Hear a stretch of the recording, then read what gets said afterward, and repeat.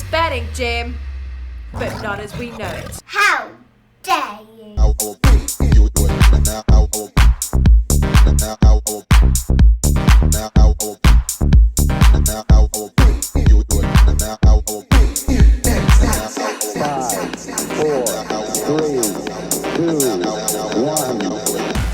just talking to yourself?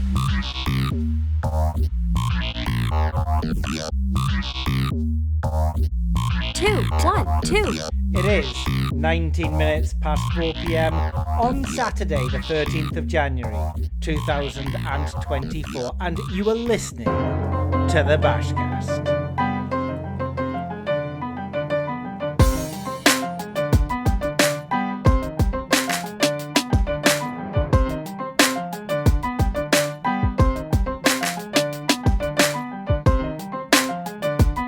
Coming up in this afternoon's BashCast, Tom makes a dog's dinner of Christmas dinner as it ends up on the kitchen floor. We do an in-depth review of the mathematics and the morals of X and Twitter handle at Andy Robson Tips. What is going on there?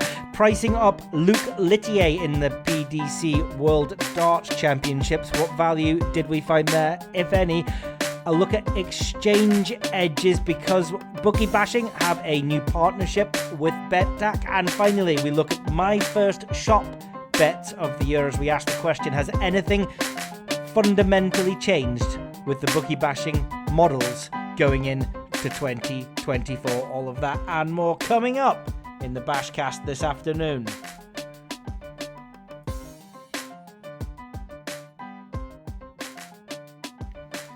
Merry Christmas and a bar humbug to a lot of you. What are people doing buying the Marks and Spencer's collection British Oakham slow cooked turkey, the boneless one with all the trimmings? That is a buttermilk brimmed barley with pork and cranberry stuffing and signature dry cured bacon. What are you doing? I mean, essentially it's a ready meal for Christmas. It was 85 quid. It was 85 quid unless, of course, you then went on Christmas Eve and then it was 30 quid and then it was 15 quid. It's don't blame the player, blame the game. And it's all about how you play the game. If you went down to my local Morrison's, you could pick up bags of carrots, parsnips, Swedes for free on Christmas Eve because they just overstocked on those items. You're an idiot if you're paying 85 quid. That fed 6 to 8 people. Do you know what I did for 6 to 8 people? Well, I had 8 people and 2 kids. So what's that? 8 3/4 people. I went down to Aldi. Now, don't call me a skinflint. I went down to Aldi. I got the frozen turkey crown, but I also got a gammon ham. And then I invested some overtime to figure out how to do the trimmings really, really well. So, it's not that difficult. Go into YouTube and have a look at Gordon Ramsay's roast potatoes recipe. Here's a tip for you. However long you think they need in the oven, add 10 minutes. You think they need 45, put them in for 55. You think they need half an hour, you put them in for 40 minutes. It's that simple. Learn how to do your sticky glaze for your carrots and your parsnips. Learn how to do your Brussels sprouts well. And then it doesn't matter if you're spending £8.50 on the frozen Aldi turkey because it tastes as good or if not better than if you'd spent £85 on the slow-cooked boneless turkey from Marks and Spencer's. But this is a capitalist supply and demand society, and when there are idiots out there who are going to spend £85 on a bit of meat for Christmas Day for 8 people and probably microwave the roast potatoes as well, then there are idiots out there, but there's no need to do it. That's my Christmas tip. Learn how to do the trimmings well. It was an eventless Christmas for me in that it was pretty drama-free for once. Everyone on their best behaviour. I think mostly because I had people over to mine. Family were coming to mine, so it takes the stress off everybody else. I did have friends round for beef Wellington. I spent a lot more time on the beef Wellington than I did on the frozen turkey from Aldi. And 24 hours to be precise with the duxelle mushroom and all of that. Took it out of the oven when it was ready to go on the dining table. Lifted it out of the tray by holding on to both sides of the baking paper and then it lost its balance because the baking paper was in no way an appropriate vessel to transport this thing, toppled over and landed upside down, smashed to pieces on the kitchen floor amongst all of the cat hair. Standard Christmas, upside down on the kitchen floor. Lost all the duckshell mushroom. Had to scoop up the pastry, shove the fillet, which incidentally cost me 70 quid. Here I am moaning about the cost of meat on Christmas Day, and I've spent 70 quid on this beef fillet to go into the Wellington and ended up on the kitchen floor. My fault. Nobody else to blame for that. It looked like a dog's dinner. It tasted like the cat's dinner. It still was pretty nice at the end of it. And when you've got friends, nobody judges you, although they do laugh a little bit. New Year's resolution. Don't do them very often. I'm going 365 days sober. Started it on the 29th of December, so I can break it just after Christmas this year. Whether I do it or not, I don't know. But I mean, I'm over 2 weeks in now, so I'm happy with that. I listened to a lot of the Professor Huberman and Chris Williamson podcasts, and I was listening to the one about alcohol, and I think I've been toying with the idea for a while because, I don't know, 2023 crept up on me, and probably I'm keen on seeing, one, if I have the discipline for it, and two, if it actually makes me sleep a little bit better, feel a little bit better. I mean, the problem is I'm a little bit of a wreckhead, so I'm going with Williamson's and Huberman's advice and seeing if I can replace the alcohol with psilocybin, and the less said about that, the better. Go and listen to their podcasts if you want to know more about that. But that's going to be my challenge for 2024. I don't even mind that much if I break it in February, because it just means that I've sort of philosophized and reminisced about it, and I've chosen that sitting down across a table with some close friends, having a natter and a bottle of wine is probably more important to my quality of life than going teetotal for 365 days. But if I can get through the first few on... What I need is an exciting drink. That's what I haven't come across yet, because I don't like the idea of the zero alcohol beers, because I think I drink beer for the alcohol, right? I haven't found a zero alcohol red wine. Again, I think I drink the red wine for the alcohol. So if I'm not drinking for the alcohol, it's coffee or sparkling water. So if you know of anything that's like a mocktail just doesn't make any sense to me, and also it's full of sugar anyway. I'd rather have the sparkling water. But yeah, I mean, that's the one thing, sort of the actually having a drink with your friends, and maybe I'm going to miss a chili margarita every now and again. I'll tell you one thing as well.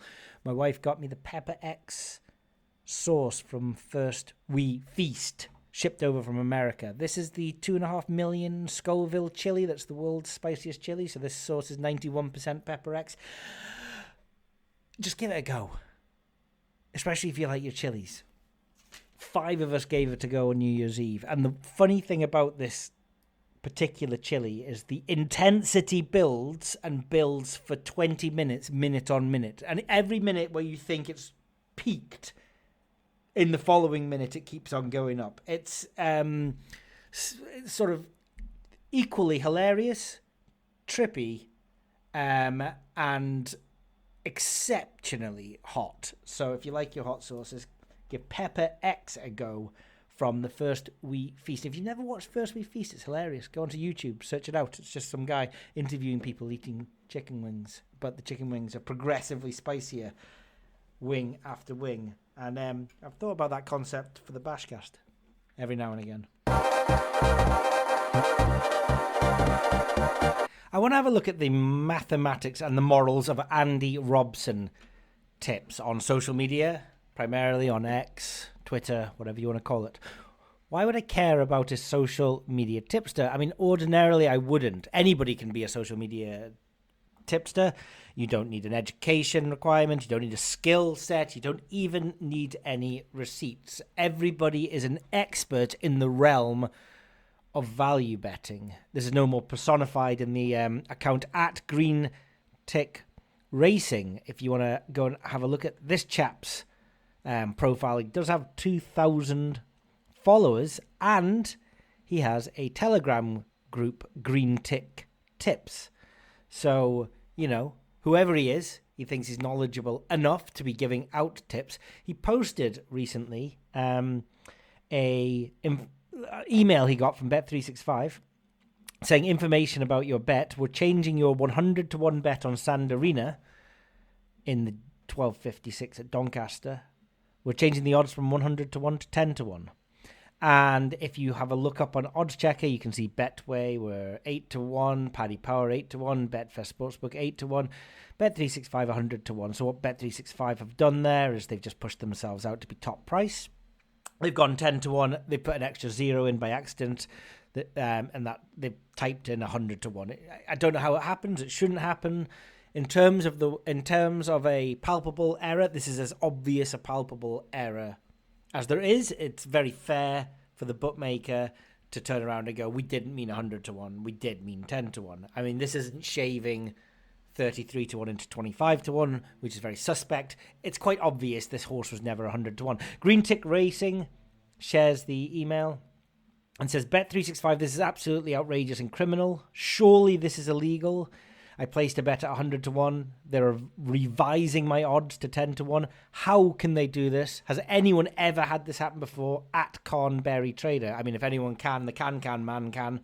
The fact that Green Tick Racing is even surprised that this is a palpable error and has never heard of a palpable error before just shows that they have limited to almost no experience in the realm of betting. So how do they think that they can run a tipping channel on Telegram? Well, because anybody can run a tipping channel on Telegram. Absolutely anybody can. And that's the world of social media tipping right now. And, we can kind of laugh at Green Tick Racing. We see right through it. The problem is not everybody does.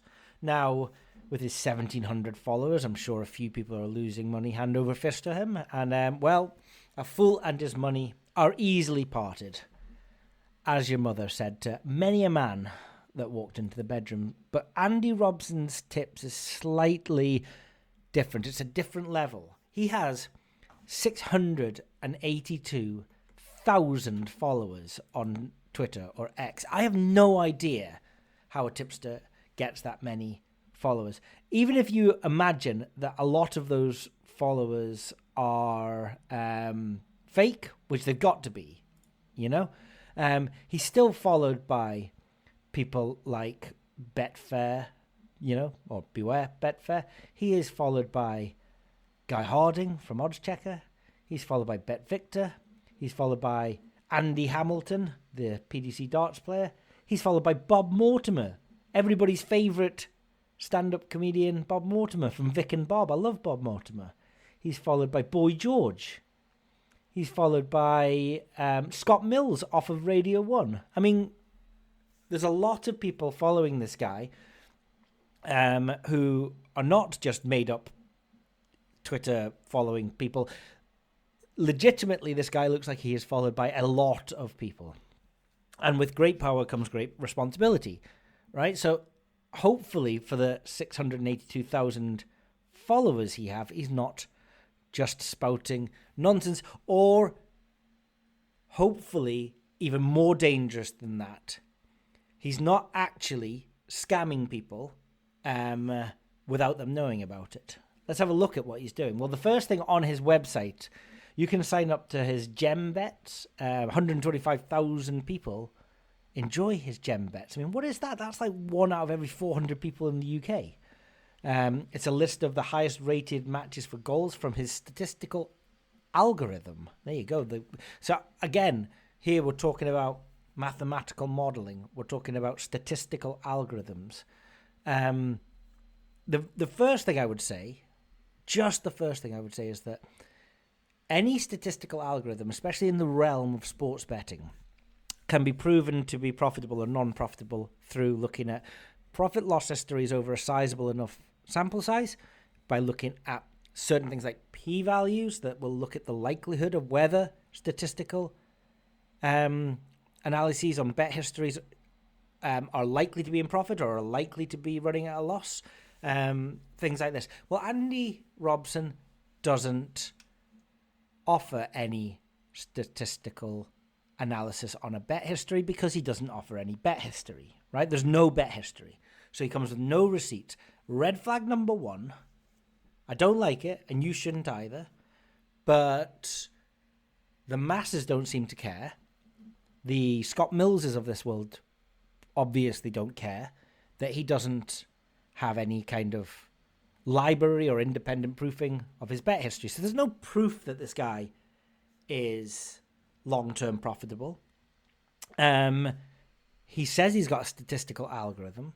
Well, without looking at his bet history, what can we do? Can we prove whether he is long-term profitable or not, looking at what he's offering? Well, we can try. Before we do this, a couple more things about Andy Robson. Bizarrely, the guy sponsors a football team that were in the Europa Conference League qualifying round 3 this year. That is B36 Tórshavn of the Faroe Islands. Now, I have no idea how much it costs to sponsor B36 Tórshavn of the Faroe Islands. It seems like the capacity of their ground is 5,000. But whatever you're going to say, he can't be running at nil income here. He has to have some kind of reserves behind him to be able to sponsor B36 Tórshavn. Where's that money coming from? Maybe he is a profitable gambler, and it's coming from there. Maybe people are paying him for his tips, and it's coming from there. Or maybe, just maybe, some people are paying him to push the tips out there for some other nefarious reason. We'll come back to that. There's actually an interview with him on the Haverford. I hate Wales. Haverford West County AFC.com website, because they were playing H36 Tórshavn. They asked him, what led you to create Andy Robson Tips? Well, I created this account in 2015 because I had found success with my personal bets. And my friends encouraged me to share these publicly. Well, something that me and Andy Robson have in common. I take pride in sharing the research behind each bet. Okay, same. Allowing followers to understand the reasoning behind my predictions. People respect and trust me for it, and my following has steadily grown over the 8 years. Over the years, I have built a team that centers around providing the best quality betting tips and tools whilst maintaining a light-hearted, fun and responsible approach. Now, same here, right? And the big thing for me with the tips and tools was transparency, accountability, independent proofing, historical records, breaking everything down into first principles, allowing people to understand data sources, but most importantly, understanding that in betting, we don't care about the so-called sports experts. Anybody can think that Manchester United are going to win tonight, and if they don't assign a price to that, then we know that they are not a value bettor, a professional bettor, because we need to know the probability, the fair odds of the event occurring, so that we can bet above that. Without that piece of information, then any write-up, any analysis, we know that the person's worthless. So anyone can say, well, I think Red Rum's going to win the race tomorrow. Great. At what odds? Is 1 to 100 value? How about 1 to 1,000,000, where I have to put £1 million down to get a quid? Is that value? You know? You know the recreational guys in the office who's, I've got a dead cert. I've got a dead cert at the 8 p.m. at Wolverhampton. Okay, but do you have a price? Do you have a minimum price that we go in at? You know? Or a maximum price? If you don't, then all it is light-hearted fun. But it's not responsible. I mean, I can take light-hearted and fun. Anyone can take a bit of light-hearted and fun approach. It's the responsible bit, though. Come on.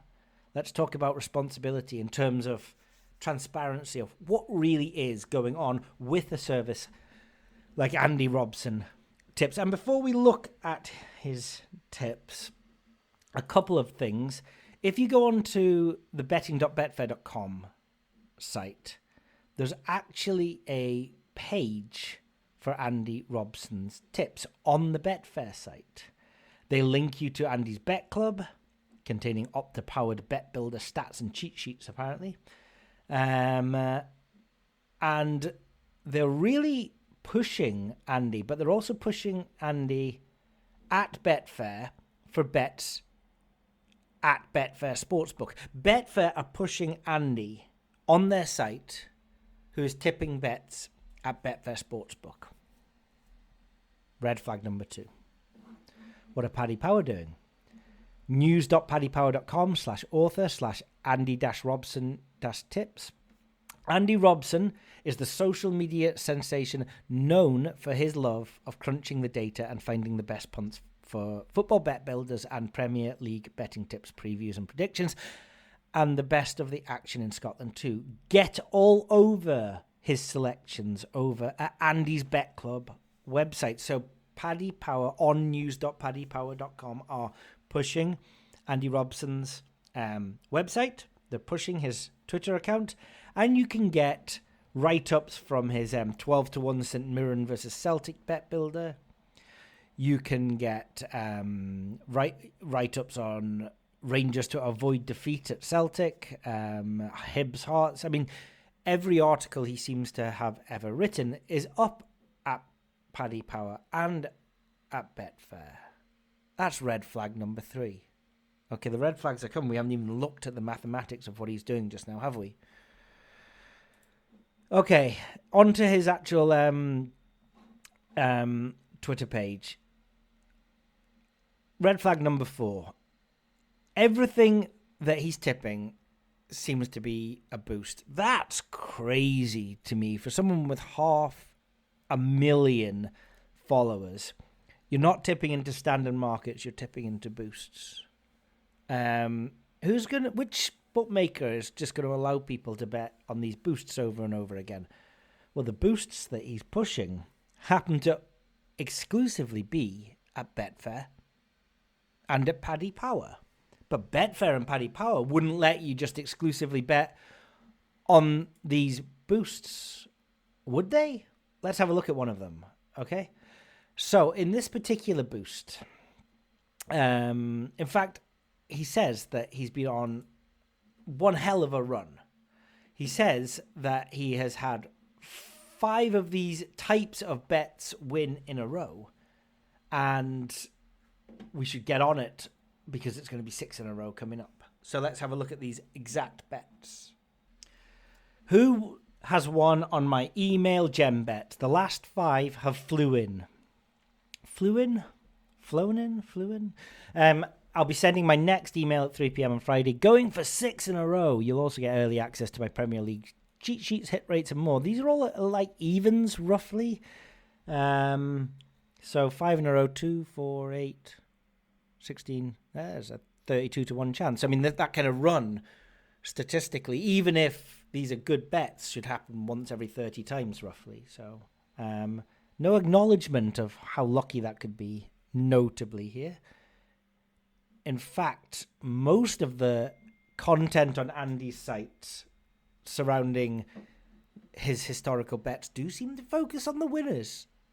In fact, he seems to just have winners from what I can see. But okay, he actually posts the bet slips for these. He stuck a whopping £10 on the first one, which was Coventry to win and 2+ goals in Bournemouth versus Fulham. Coventry to win and 2+ goals in Bournemouth versus Fulham. £10 on a power price, a bloody boost at Paddy Power. The odds were 2.25. Now, this was on the 26th of December, Boxing Day. We happen to have a record of this game. I've got a record of the entire game centre, all the detailed lines.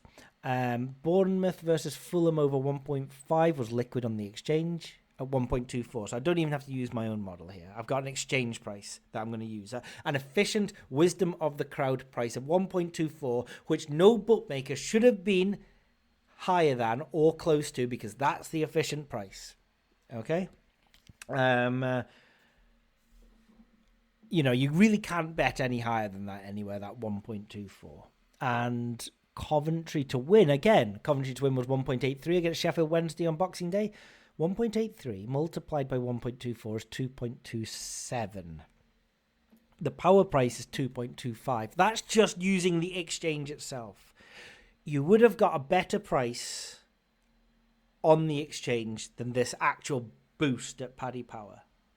Why wouldn't Andy tip the exchange for those individual pots? I mean, I know you can't compound the exchange. You could if they were playing at different times. I don't know when the kickoffs were on Boxing Day. I'm going to presume they were both 3 p.m., but I don't know. Maybe they weren't. Maybe they were. But let's say they play at different times. We'll first bet on Coventry to win. Take them all of the returns if they do win and bet on 2+ goals versus Bournemouth versus Fulham. You'll get 2.27 instead of the 2.25 you get at Paddy Power. And the thing is, you're not constrained to 10 quid max there, as you probably are on the power prices, and you're not going to lose your exchange, right?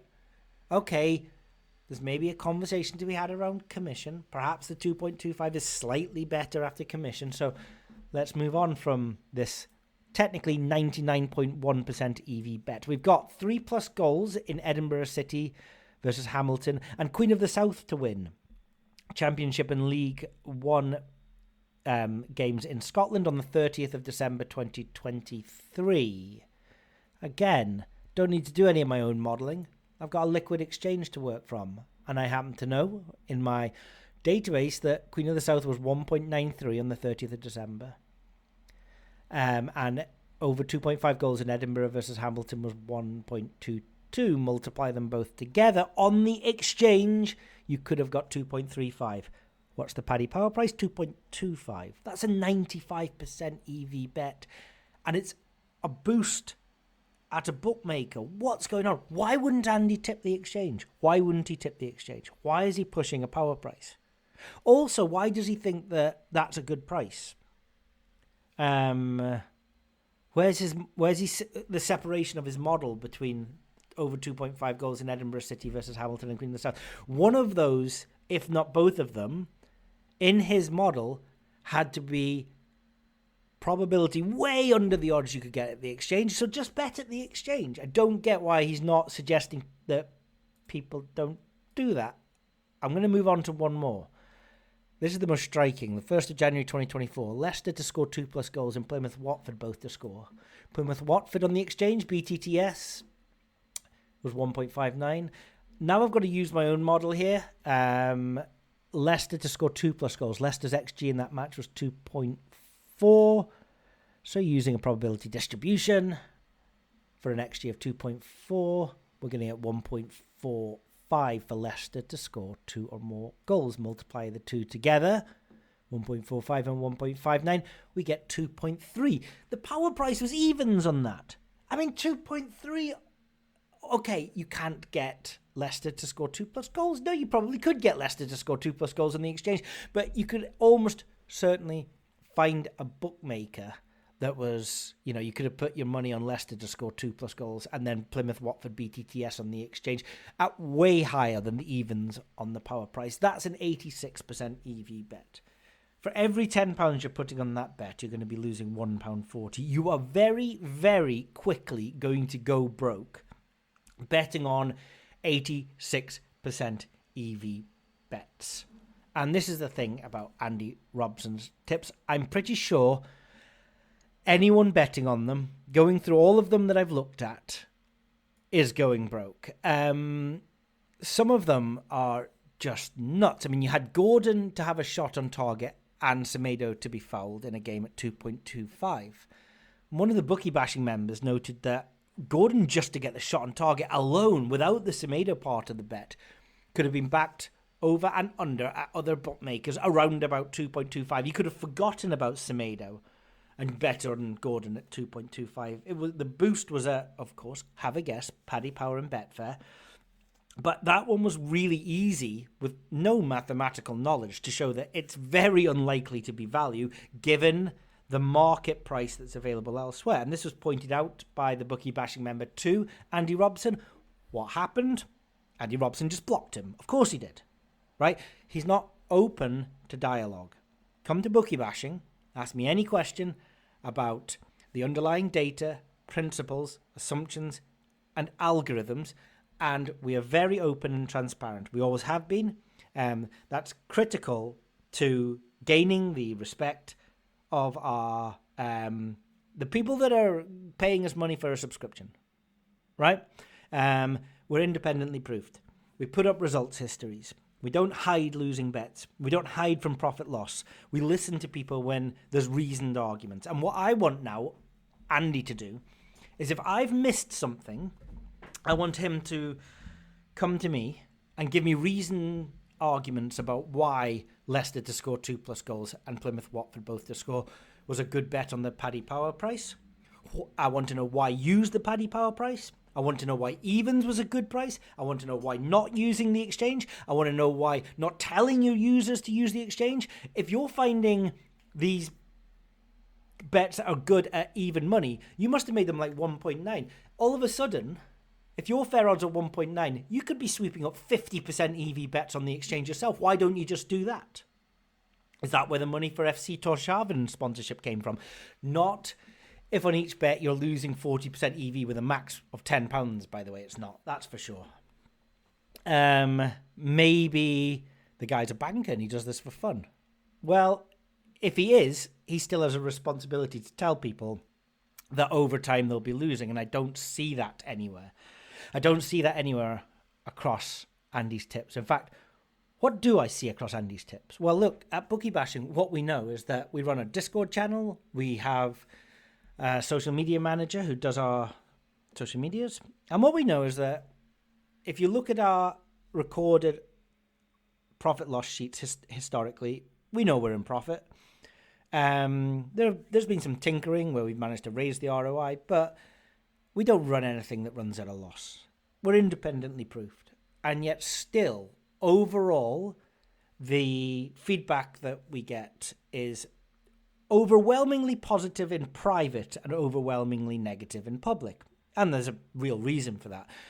When you have a service that is offering value, potential wealth to people, it is natural human instinct for people to want to protect that. So if someone gets a few winners or has a lot of winners, they generally on average stay quiet. If someone gets a few losers, they're more often than not telling everybody about the losers, because it's easier, it's human nature to feel those losers more than the winners. And also there's a little bit of gamemanship going on where the member or the user of the service wants to protect the value from themselves and not expose it to newcomers. And this has always been the way. So generally, the overall average amount of feedback on results is negative, and that's why it's so important to have the transparency of profit loss histories and independent proofing. And it's okay. We know that we get that on our social medias and our Discord. We're too old, too ugly to be bruised by any of that negative feedback anymore anyway. When we look at Andy's football tips, what do we see? Okay, first comment here. Always on. They win every time. Surely the bookies will get angry soon. Next comment. I'm on. Thanks, Andy Robson. Next one. I won too. Next one. Congratulations. Oh, my days. In fact, I noticed earlier when I was looking at and preparing this today, he posted something this afternoon, because it's a Saturday afternoon as I record this. And it was something to do with the evening game, Newcastle versus Manchester City. My reasons for picking Rodri. Premier League stats for Man City. Rodri has the most cards, 7. Most fouls committed, 24. Averaging 1.59 fouls per 90 minutes. Fouls drawn increase away from home. Evans looks great. More research below. A thread. And he posted this. And within 16 seconds, he had 24 likes, and the first comment had said the word awesome, star.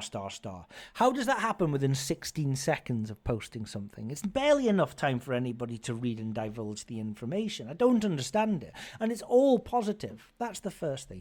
The second thing is my reasons for picking Rodri. His stats for Man City, he has the most cards. Okay, so what? I mean, the bet here is Rodri to foul and be fouled versus Newcastle at even money. He's got the most cards. Okay, so what? I mean, the most cards could be, well, he's got 7 cards. How does that translate into any kind of probability of today's game? Right? There's an overall amount of booking points or cards that's going to be in this game. How does that translate to his stat? The most fouls committed. Again, it's relative. The most fouls committed by the world's cleanest team. Now averaging 1.59 fouls per 90 minutes. Okay, but how many minutes is he going to play? Is expected playing minutes in this game? We must know this. Fouls drawn increase away from home. Everything he's saying there, Andy Robson, is saying on average Roger gets 1.59 fouls. But I mean, he's like, because they increase away from home, he's going to get even more than that. And this harps back to the guy that says he's got a horse that cannot lose tonight in the 8 o'clock at Wolverhampton, but doesn't give you a price for it. And he says evens is a great set of odds for this, but does not tell us how far down we could bet. What if we can't bet on the... Oh, wait a minute, it's a boost at Betfair and Paddy Power. What if we can't bet on the boost? What if we have to take the standard price of 1.89? Is that a good price? Where's the threshold? Where's the fair odds? Can we not break anything down into probability and odds for this particular game? No, we can't. He's not going to do that. Why isn't he going to do that? Could it be because he doesn't have any understanding of probability or odds? But this is the UK's premier football tipster. As we heard before, 125,000 people sign up to his GemBet email every single week. He's got almost universal positive feedback. So how could it be that he doesn't understand the odds? He has to be able to understand the odds. Here's what's going on. This could be gross affiliation at a level rarely seen, or the guy works for Betfair Paddy Power. One of the two. And those are the only two options. Now, I don't know if he is just a super affiliate at a level that is pulling the wool over people's eyes at a scale rarely seen before. I don't know if that's the case. Or if he actually works for Paddy Power Betfair. He may not have an employment contract with Paddy Power Betfair, but somebody else, Joe Bloggs, might have a contract with Paddy Power Betfair, and Joe Bloggs just may give Andy Robson everything to post or have control of the Andy Robson media account. Because what seems to be happening quite clearly is that everything is around pushing people to boosts at Paddy Power Betfair that are positive equity for Paddy Power Betfair and are bad for the punter. And there's no other bookmaker in consideration in his timeline. So, I mean, if I was to guess, I actually think that this is more nefarious than a super affiliate. I think that Andy Robson, or the Andy Robson account, is run by Paddy Power and Betfair. Now, the Gambling Commission, as poor as they are, have very stringent advertising and marketing rules for betting companies. They always harp on about sheltering betting from children, which I kind of think is nonsensical. I allow my children to understand what I do as a job. I play poker with chips against my 6-year-old and my 8-year-old and a little bit of pocket money. I think it's quite healthy for them to know about risk and start to get to grips with probability. These are good skills for life. There are other parents out there brainwashed by the masses who say that if their darling Cuthbert lays eyes on a Stoke City shirt with Bet365 emblazoned upon it, then they're going to go to hell and their character will be defamed forever. But that's their problem. It's not mine. But too much attention, in my opinion, is centered around not allowing Premier League teams to have betting companies on their shirts, the advertising boards, the advertisements in sporting advert breaks and things like that. Those are very much straw man arguments about against the overall picture of who's necessarily at harm, and the people who are at harm could care less what betting company is on the shirt of Stoke City. They really could.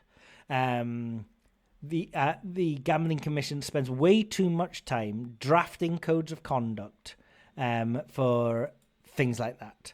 The Betting and Gaming Council have a mission statement where they promote social responsible gambling across all gambling sectors of the UK.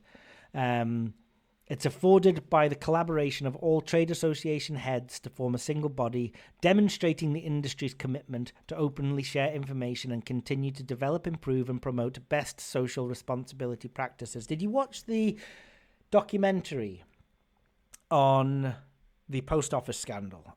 Did it not come across to you that the post office seemed to say all the right words, such as I think that they were a number one workplace for women to work and they were like champions of diversity. And all this time, there's a lot of these words being said, whereas if you look at the underlying practices, it's criminal and actually pushing people to suicide and jailing people who are completely innocent. The words are meaningless. It's the actions that are meaningful. The Gambling Commission and the Betting and Gaming Council very much are guilty by association of the same things that the post office is guilty of. And if they had any backbone, they would be having a look at what's going on with Paddy Power, Betfair and Andy Robson tips. Why? Because 682,000 people follow Andy Robson's tips. I'm no expert on how you buy or falsify followers on Twitter or X. If they're all real, that's 1 out of every 100 people in the UK are following Andy's football tips. And the following facts we've just gone through, we understand, we know. 1, you will lose over time. At best, I could find a 99% EV bet. At worst, I found a 50% EV bet. We can actually prove that you can get significantly better odds at the very same site that Andy is pushing people towards. If you just go to Betfair and click from the sportsbook to the exchange, you will beat the lines that Andy is pushing in these boosts. That's number 1. Number 2, it's a confusing argument, but he's actually pushing people onto boosts. I have no idea why, because there will be traders looking at bet histories at Paddy Power and Betfair, seeing people betting on these, and they will actually be restricting them because there is no synergy or discussion between the trading departments and the marketing departments. So Andy, Betfair, it would not surprise me at all if Betfair Sportsbook are paying Andy to push people towards these boosts, and then the trading department are restricting the same people that the marketing department are paying to get in there. I'm fairly confident that will be happening. The whole thing is a complete mess. But this is a really irresponsible mess. Because Boy George, because Scott Mills, because Betfair Help, who all follow Andy Robson's tips, along with another 1 out of every 100 people in the UK, will be led to think that this research stands up to critical review. And nothing I've seen, not a single bet, stood up to my critical review. I couldn't even find 1 plus EV bet. That's my challenge now. Show me 1 bet that could be benchmarked against a reasonable data source and show me how and why it's positive equity. Just 1. He throws out dozens of bets every single weekend, hundreds of bets over a month.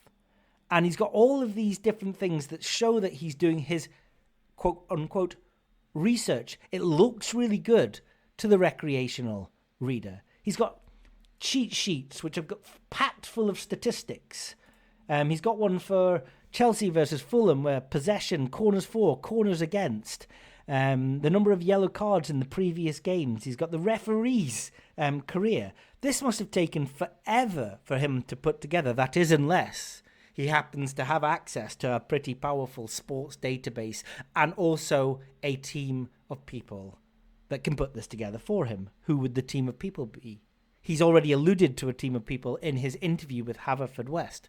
Could his team of people actually be the Betfair Paddy Power marketing department? If it is, then shame on you. This is exactly the kind of thing that needs to be clamped down on. There will be people losing a significant amount of money on this shill.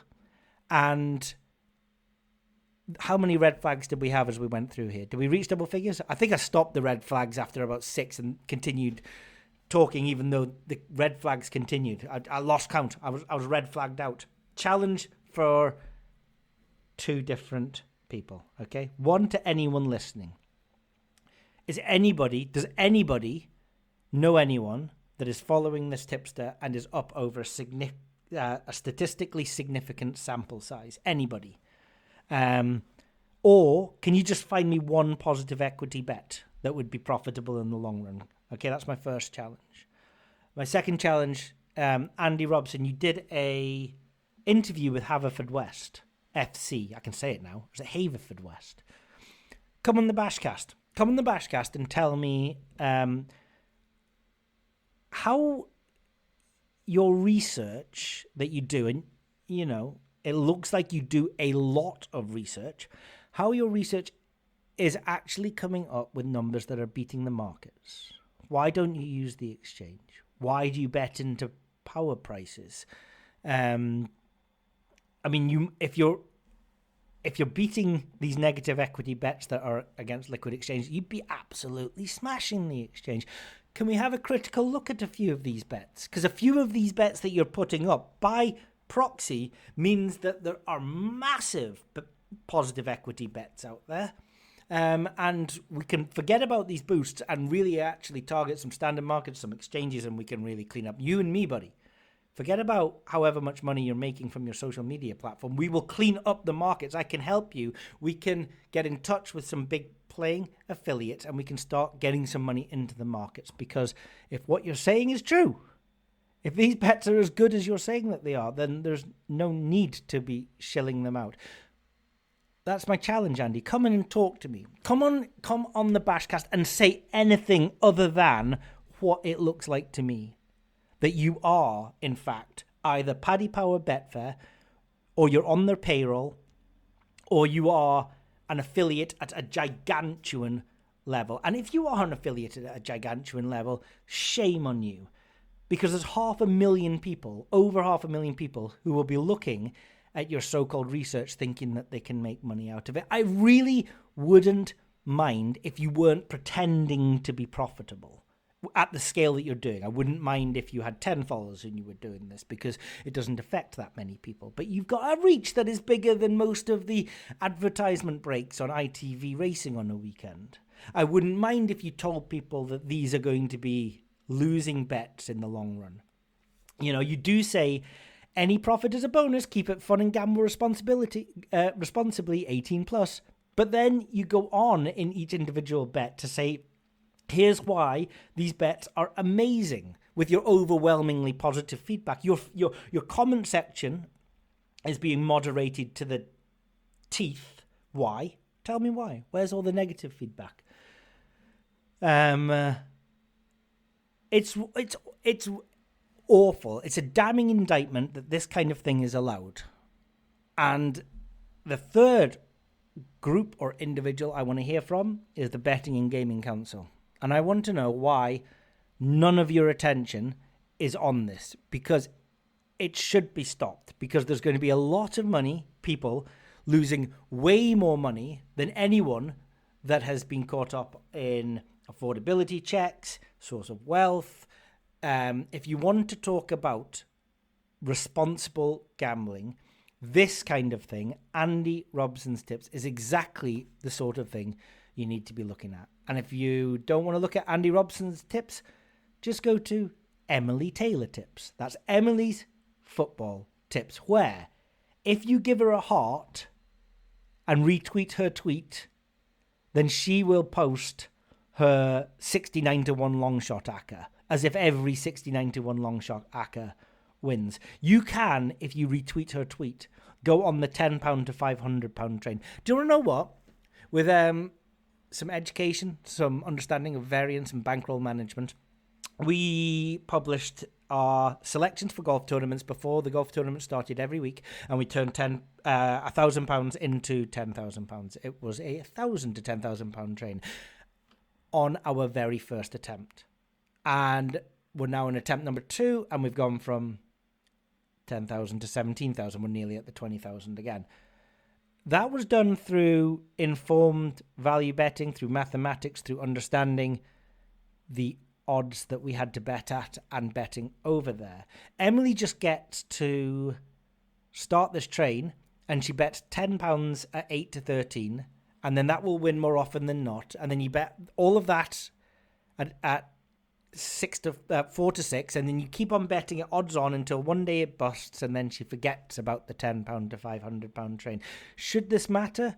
Well, the only thing that matters is that she's got 19,000 followers, and these people are blindly following her in, thinking they can turn £10 into £500. And I promise you this, anyone that falls for Emily Taylor's tips is desperately wanting to turn their £10 into £500 because they need the £500. They probably can't afford to lose the £10 and shouldn't be betting on them. It's serious, irresponsible social betting, as is Andy Robson tips. So Andy Robson, you're welcome onto the BashCast.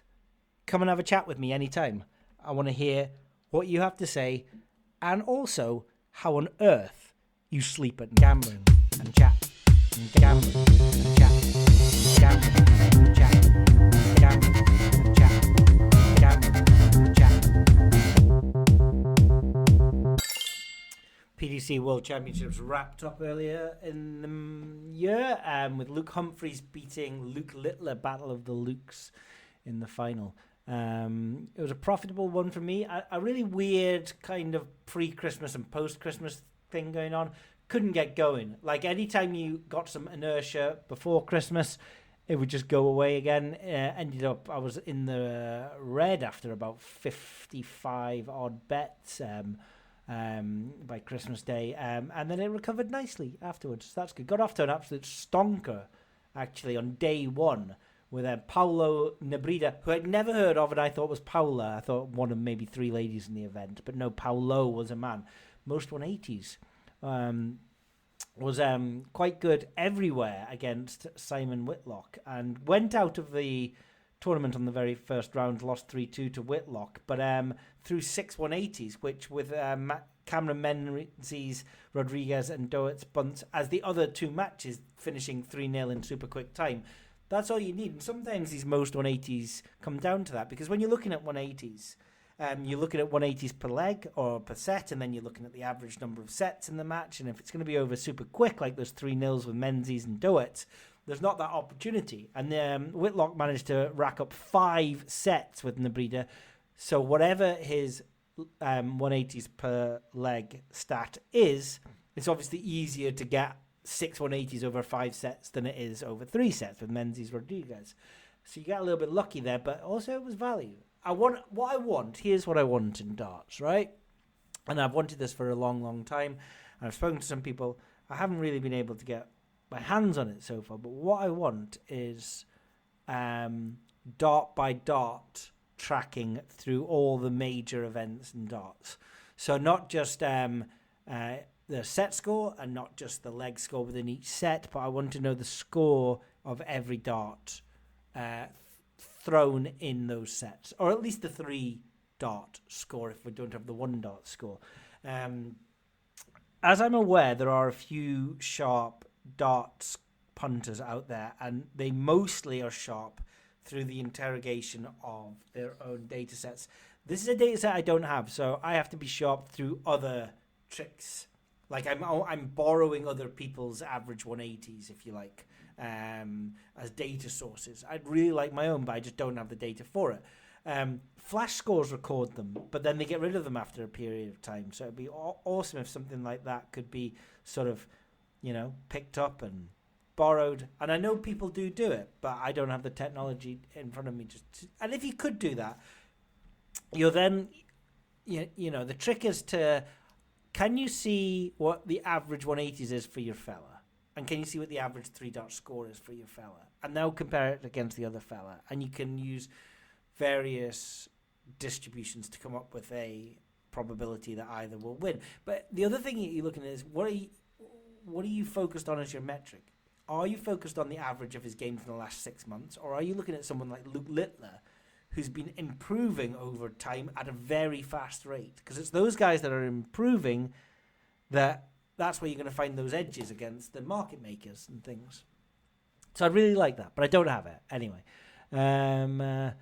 But other than, picking up a few, player to win, the other player to have the most 180s in the match or most 180s in the session, we get some inertia, and then there'd be some big 180s in the session, and then they'd all lose at William Hill, and so you're back to square one. There was a decent one actually match to have the most 180s. Glenn Van Veen versus Man Loch Lewin. There's a Man Loch Lewin.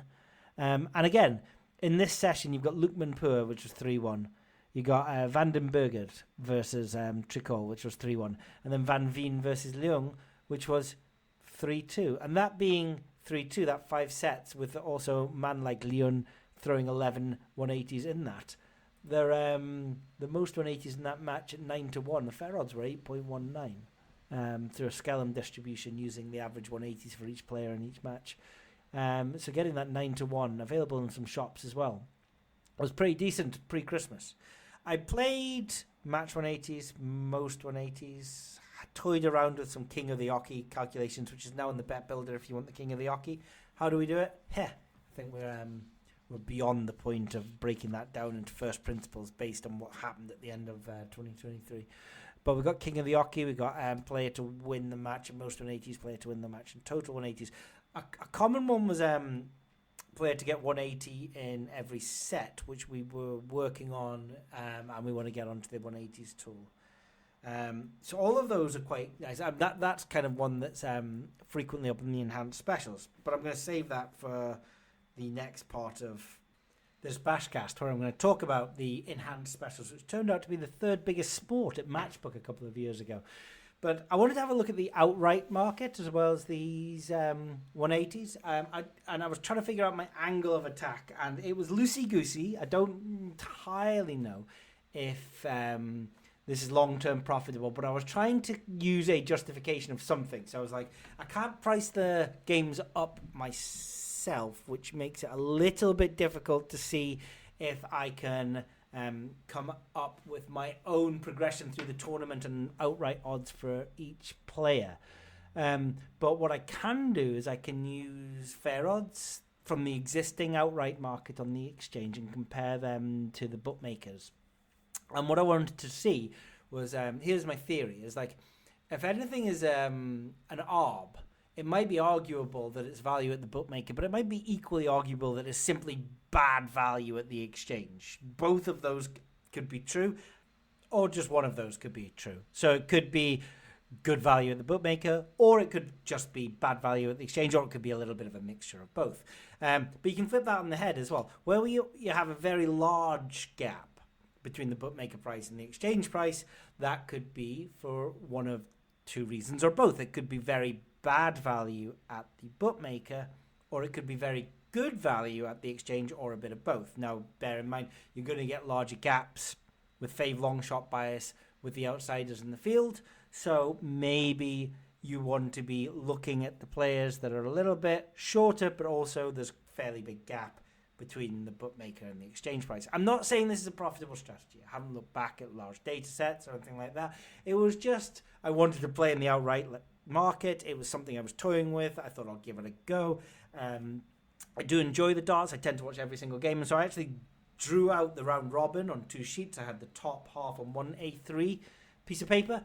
I had the bottom half on another A3 piece of paper. I wrote out the draws from the last 64 and onwards with a tree diagram, and then I downloaded the data from the exchanges, the fair odds, the last traded price, the back and the lay, to try and come up with some fair odds, and I got the top price from the exchanges, tried to omit any outliers there, and I just took the price at the exchange, divided it through the price at the bookmaker, and then I just ranked them, right? And I ranked those players, and Kelsa Breeze, all the outsiders were at the top and all the favourites were at the bottom.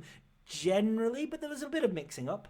And I was trying to figure out if I could see any players where there was a really big difference in price between the exchange price and the bookmaker price. Maybe I'm just getting some value at the exchange there. So who's the first person that jumps out at me? It is Mr. Brendan Dolan, who is 1,000 to back on the exchange, 1,000 last traded price, and no lay. Should be a bit scary, that. The 1,000 back, no lay means he could be any price above 1,000. Could be 5,000, could be 10,000. Just because the last traded price is 1,000 doesn't really, it's not indicative of anything. So should be a red flag. But I decided to play him. He had Mansell or Zong in the first round. And he came through it. And he came through the last 32. And he came through the last 16. Brendan Dolan actually got all the way to the quarterfinals, to the last 8, where he was playing Luke Littier. He knocked out Gary Anderson to kind of make Luke Littier's Luke Littier. I always think the I is the L is an I in Luke Littier. He knocked out Gary Anderson in the quarters, which was the danger man for Littier. So he made his progression a little bit easier. But Brendan Dolan at 1,000 to 1 wasn't 1,000 to 1 for long. By the time we got to the last 16, he was 140 on the 29th of December, won his match, then he was 170 in the next match. It's really interesting how if you take a player and you follow them all the way through the tournament and you look at their match odds in every round, the product of those match odds should equal the outright odds if everything is efficient and correct, which of course it never is. But my gut instinct is that the product of the match odds simply never equals the outright market. I'm sure there's an edge. I'm just not entirely sure what the edge is. But Brendan Dolan at 170, when there were only 16 players left, was a bet. Brendan Dolan at 1,000 in the first round, getting to the quarterfinals, was great fun. I never really expected him to win, and I kind of wish this was each way, but this was outright only. I did have quite a large smattering of players to try and have a decent overall coverage. So I went for, if interested, in the top half of the draw, Betdaq, Ross Smith, O'Connor, D'Souza, Clayton, Wright, Van Barneveld, Littier, and Dolan. So those were the players in the top half of the draw that I had a large discrepancy between the outright price on the exchange and the bookmaker's price. And on the other half, Kim Huybrechts, Vandenberg, Noppert, Williams, The Heat, Cullen, Ryan Searle, Gurney, Chisnell, and Van Veen. So few of those players outperformed each other, notably Scott Williams, who got through his quarter that included Heater and Williams. Well, he is Williams, Noppert in his first match, Vandenberg, Kim Huybrechts, Josh Rock, and Michael van Gerwen in the quarterfinals, doing the Lord's work in the quarterfinals, making the tournament interesting. Van Gerwen was one of the few players that steamed through the tournament. Came in from 4.3, but as Humphreys progressed through the tournament, he drifted to from 4.8 up to 5.6, up to 6.5, up to 7, as Michael van Gerwen came down to even money, 6-4, and really Williams doing the Lord's work for everybody there, getting through that half of the draw. Humphreys getting through his half of the draw despite drifting, because he had a lot of poor performances. It was really interesting to see his odds go out as everybody, well, not everybody else's came in, but his went out, and he ended up winning it, of course. On the other half of the draw, Luke Littler. So I missed the 100 to 1 in the first round before gilding, but what I did note was his average, and there was a lot of discussion around is 12.0 after his first round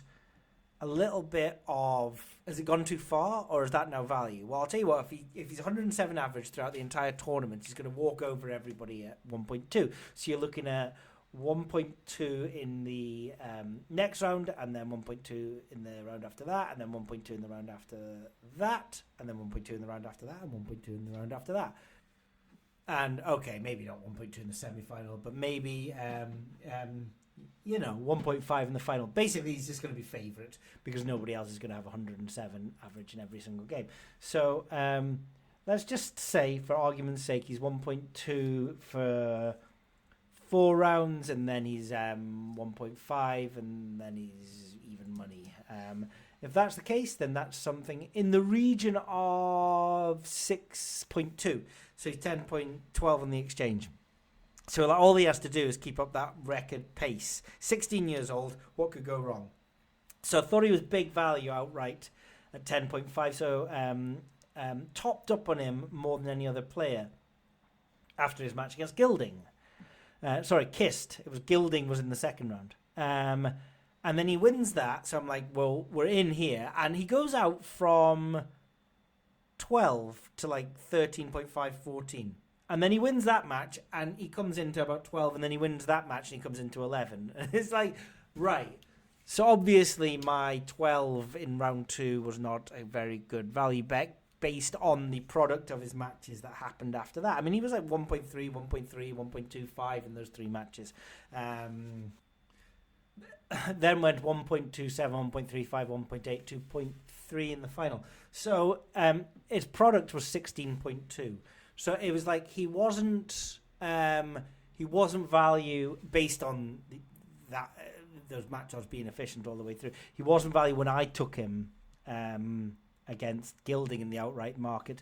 Probably was about neutral in the next round, and was certainly value for the couple of rounds after that. And I was really quite vested in Luke Littier because it would have been a story as well. Sorry, Luke Littier. And he was a calm cucumber. And he looks 27 and he's got his 21-year-old girlfriend. And he talks a lot more maturity than I do at the age of 45. And he's 16. And he's been given slag off people because nobody in this country can bear to see anybody have any success. So we've got to get on his back about him having kebabs and holding up a Sun newspaper because, goddamn, the Scousers are sensitive lots, aren't they? And then he gets to the final, and at one point he's a set ahead. Did he go 2 sets ahead? I'm not sure. I know he was as short as 1.3 in the final.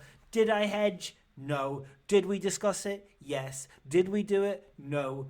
Of course I regret it with hindsight? Yes. But it was a fun tournament in the outright for me.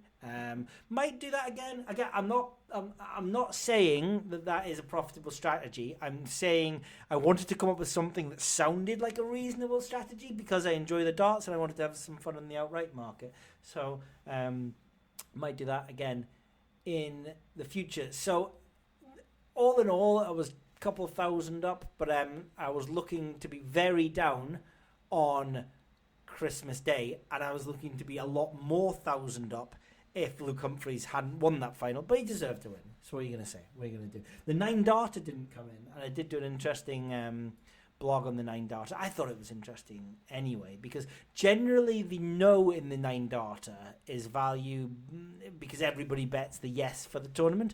We've had quite a strange distribution in future years, though, from 2017 having none, and none, then in 2021 having 1, and in 2022 having 3, and in 2023 having another 1.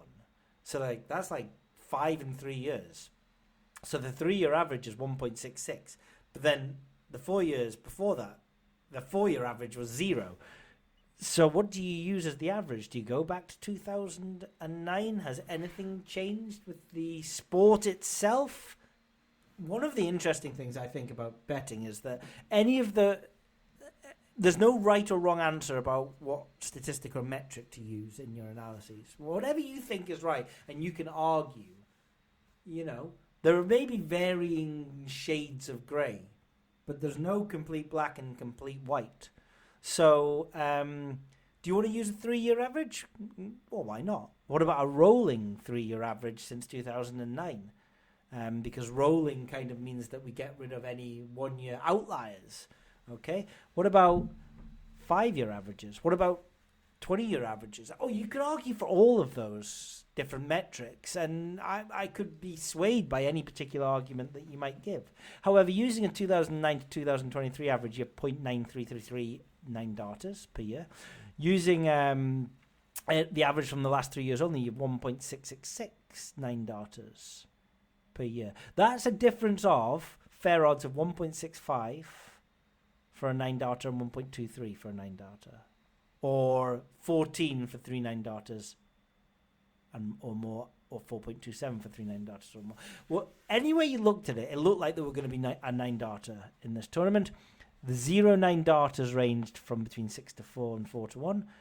You could get top price 6-4 at William Hill. Looked like a bet. Decided not to go for it, but it was arguably a value bet, that 6-4 at William Hill. I was a little bit more swayed with everyone else. Looking at the last 3 years, looking at the pattern of 1, 3, and 1, I was ready for a 2. I was ready for a 3. There were no 9-darters this year. And again, Captain Hindsight rears his ugly head. And the no is the obvious bet when it comes in. I mean, that's the 5th year with no 9-darters in the last 8 years. So getting 6-4 on the no 9-darter, just using those stats is fine. But this is the interesting thing about betting. Use the metric that you want to use. And if you can argue that your metric is sound logic and your probability distribution is sound logic, then you can probably find some value out there in the markets and justify that value. And I think 0 9-darters was justifiable. The no on a 9-darter on the tournament at 6-4. Using the 2009 to 2023 3-year average as a metric, it's probably quite a good one. But then somebody else might have come along and said, nah, mate. You need to be using a different metric. We can only be looking at the last 3 years because the players are better. Well, if the players are better, did you see a few of them this year? Suzuki, nerves affect everybody. I don't know if the players are better. Do the averages show that they're averaging better? I don't think they are. I know we're getting more 180s in the tournament than ever before, but the averages aren't going up and up and up and up. I think they're roughly remaining the same. You know, the record averages were in years gone by, not now. Phil's gone, so yeah, I don't know. It's to me it was more than the 9-darter. This blog, it was just making me think. There's more than one way to come up with expectancies for any particular sporting event, and nobody can tell you that you're right or wrong. So just try and paint the picture with incomplete information, see what you come up with, and see what prices are out there. And if those prices are out there are better than what you're making it, then go and bet on it, son. And don't sit on the fence like I did and decide not to play in that 9-dart market in the PDC World Championships. As mentioned in the last section, enhanced specials were the 3rd biggest sport, I presume behind horse racing and football, at Matchbook a couple of years ago. They're now the 7th biggest, but it's amazing how they sort of came out of nowhere and people are interested in them, and every right to be interested in them. They're a weird playground. They're a weird environment. The enhanced specials though, because they can sort of collapse in on themselves. They can be destructive. Look, when Sky Bet enhanced something like Salah to have a shot on target, they've got £1 million marketing budget to allow them to pay for the lost equity of all of the punters putting their tenner on evens when it should be 1.2. But something like a Yore odds of Manchester United to get 2+ goals and 6+ corners, that's going to take like £100 and then it's going to get cut. And for anything to exist sustainably on the enhanced specials market on the exchange, this is an area where these are definitely being backed elsewhere. This is an arbing market, okay? Unlike horse racing and football, where you can argue that there are backers and layers who are just putting up an opinion, the enhanced specials is primarily populated by people that are backing the enhancements at the bookmaker and then laying them off. Now, there's therefore opportunity in some of these for those that want to back, because they are often biased markets. They're often held up because there are more layers than backers, and the layers really don't have a clue what the price should be. And it's really common just to see the enhancement at the bookmaker and then the price to be one tick under that on the exchange. So does that mean that you take that? Not necessarily. You should be pricing up everything yourselves. You see some real stupid ones. I saw over 38 180s in the Wednesday afternoon or the Wednesday evening session during the PDC World Championships of Darts, and it was boosted to 11-2 at William Hill. But if you looked in the normal market, you could have got 6-1, right? Like, the boost was no good. I don't know if it was put up wrong or if it drifted. The prices changed over the day, but the boost was a bad price. It was available at a higher price in standard markets at almost every single bookmaker. And you go over to the exchange and you see money at 6.2 to back, and you see money at 6.4 to back. And the last traded price is 6.4, because people have just seen the boost and they assume that the boost is a good price, so they back it at William Hill and they're trying to lay it off at 6.2, 6.4. How much money are you making backing at 6.5 at William Hill and laying off at 6.4? Okay, how much money are you making? The first person that's an idiot is that guy, because that's how he's using his William Hill account. The second person that's an idiot is the person that's backed at 6.4 in the exchange, because they've seen it at 6.5 in the enhancement market on William Hill. So they backed it at 6.4 in the exchange. The only winner in this is William Hill. Nobody else is a winner. Possibly the exchange if they're taking a bit of commission. But the person that's arbing is an idiot, and the person that's backed at 6.4 is also an idiot. Everyone's an idiot. You could see in the three matches that were on that day, which was Matt Campbell, Luc Littier, Michael Van Gogh, and Richard Veenstra and Michael Smith versus Madras or Madars Ramza, that there were going to be 11.8, 10.5, and 10.0 180s in those three games. There was going to be about 32.3 180s. Okay, the fair odds for over 38 180s should have been in the region of about 7.2. Anyway, that's by the by.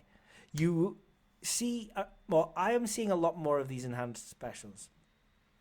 Back in the day, if you backed these enhanced specials at some bookmakers, you might find that you are targeted with a higher commission rate. Some bookmakers allow you to play in them at normal commission rates. Over at Betdaq, we've been talking to them, and we've had an open dialogue and an open conversation. And we've had an open dialogue and open conversation with Betdaq, with Matchbook in the past, with Odds Monkey. What we're trying to do here is we're just trying to have a sensible conversation about the types of bets that are going up in these markets. Again, Newcastle, the one that annoyed me was Newcastle to win, Newcastle to have the most corners, and the opposition to have the most cards. It went up on our tracker. 20 minutes later, it went up on Odds Monkey, and it went up on the exchanges, and then it got cut immediately. Who got on it? One person. So does it suit anybody? No, it didn't suit anybody. So those kind of things don't make sense. But also, you've got to understand, a little bit like in lockdown, there's game theory involved with toilet paper, right? You can say, don't stockpile toilet paper. But if everyone else is stockpiling toilet paper, game theory says that you're the loser. Forget about what's good for society. You're the loser if you don't stockpile toilet paper when everybody else has toilet paper. Because what's going to happen? Everyone else is going to have toilet paper, and you're going to be wiping your bum on a magazine. And no one wants to do that. Now, the same applies with the enhanced specials. I'm afraid it would be great if the exchanges didn't put a lot of these up. But if one doesn't, the other one's going to. And if the other one's going to and one doesn't, then the person that doesn't has the moral high ground and has the sensibility high ground and the long-term planning and the long-term future and the macroeconomics are right, but actually they lose out customer base and they lose out commission to the other exchanges that do it. So if one's going to do it, then the other one should do it. I mean, I can't blame them for. And if you can't beat them, you might as well join them. So we've had these discussions, and what we've done is we have joined. We've formed a partnership with Betdaq. So you can go on to Discord, and you can have a chat with Betdaq. Betdaq Ender, he's going to be on there. If you want to mark it up in the exchange, go and get it marked up in the exchange. Go and ask him, he might put it up. If you want to mark it taken down, go and ask. Doesn't mean he's going to take it down because you're jumping up and down and throwing your toys out of the pram. And I can see this happening because it's not just bookie bashing that are in control of these markets. And also, if another exchange has got it up, they're going to be losing ground. So just by writing, this has to be taken down doesn't mean it's going to be, but we will consider and we will have a grown-up conversation about it. And also, if you want 0% at Betdaq, even if you're a new customer, go through the link. The link is on the blog under latest news at Bookie Bashing. And if you're an existing customer, then go and have a chat with in the Discord channel, the Betdaq Discord channel. You should be able to get 0% for 100 days. And you don't need to be a winning player to find that beneficial. All you need to be is a break-even player. And then you can throw money around in various markets that you think are correct or value for you or neutral EV for you. And at least you shouldn't be losing money. Worst case scenario is you shouldn't be losing money. And that's never a bad thing in game theory, is it? You know? If you're never losing and then you're breaking even as a worst case scenario, then there are many scenarios out there where you're making a little bit of money. So, and of course on the exchange, don't have to worry so much about the restrictions. Okay, we don't have each way bias on the exchange. We don't have the ability to compound bets, but we do have other forms of bias, and we do have longer term ability to bet. Just on those enhanced specials though, keep an eye out for them. They're not blindly good value, and there are people betting into them that are losing money for sure. What's up today? Just having a look at it. Also, by the way, you may notice that horse racing and football liquidity at Matchbook and at Betdaq have caught up and overtaken Betfair. It's really quite amazing what's happened. Just now, you can get Holly Doyle to ride one or more winners at Chelmsford at Matchbook. So that can be done by picking up all of Holly Doyle's rides on the Bet Builder and just choosing over zero winners. Right, shots on target. We've got Raheem Sterling to have over 0.5. So I can't be bothered on the BashCast to do the Holly Doyle thing because it does involve. It's going to be like boring to listen to because it is going to involve sort of searching for and loading up each one of her races. But the Raheem Sterling one should be fairly straightforward to find. Let's load up the player stats model, bookie bashing, and then just have a search for Chelsea. Didn't Chelsea just play the other day? Well, yeah, they played last Chelsea Fulham. Oh yeah, let's go. This must well early this. And Raheem Sterling to get a shot on target is 1.82. Some of that's going at 1.89, which is good. 8-9% EV on the top of my head. Especially if you're getting 0% EV, that's great value, right? And Morocco or Senegal to win the AFCON. I've no idea. Again, you could load that up in the Bet Builder with an all bet. Figure out if that's good. And look, it's Wednesday evening just now, so there's not that much, or it's Thursday evening just now. There's not that much going on today, but more of these enhanced specials will be put up going closer to the weekend. So if you can't beat them, you might as well join them. Don't just blindly bet into them. Do have an idea of the odds that you're playing at, but there can be some really decent EV in these. I've been playing them at Smarkets, which is where I got all of my golf bets on the outright on. And then I've done quite well on golf outright at Smarkets in the last couple of years. And I just decided that I was going to withdraw, and I withdrew. And then I withdrew too much, and I bust my remaining balance before Christmas. So for the first time in a long time, I went to deposit. And I deposited into Smarkets. And I initiated Source of Wealth, which I think pretty much does come from, like, it's automated, like they're looking for my deposits. But there's nothing in the system that goes, this guy withdrew loads and loads and loads and loads, went over to Portugal to get a villa for his wife's 40th, and now he's deposited a small amount. There's nothing in the system to say that.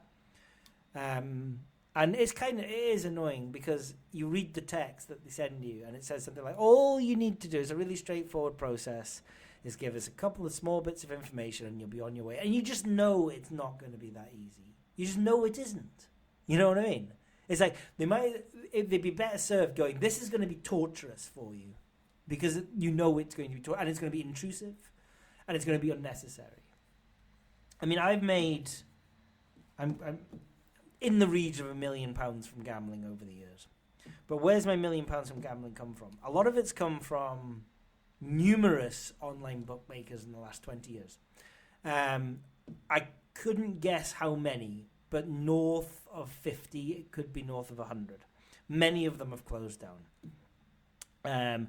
Many of them might not necessarily have been in my name. Now, these days I do bet in them, but maybe my mum might have had a couple of bets in the past. A lot of profits. I've got logs for 5 figures worth of bets in the last few years in shops from various runners. I have photographs of every single bet slip. And that's, you know, my shop groups are 100,000, 200,000 in profit. Now, my wealth, my savings that are in my bank account is a combination of the profits in previous years. It's all that. It's not come from my wages. I tend to spend my wages. I tend to keep my wages separate completely from my gambling. I mean, sensible people do this because in the past I've had my gambling bank account shut. I don't want a bank account shut that I get my wages into and pay the electricity bill and pay the mortgage. No one should. So I've got like an account for gambling. I've had accounts for gambling in the past that have been frozen and shut down. And I've got a savings account, which has really accumulated gambling winnings over the years. So Smarkets lock me down and then they say, what do you do? And I'm kind of flippant. I kind of want to go, well, I run bookie bashing. Do you want a link to the podcast I did with Jason Trost where we talked about source of wealth? But this person's not going to care about that. It's a box ticking exercise. So send in my pay slips. Send in my bank account, send in another bank account, send in another, like 9 bank account statements end up going to them.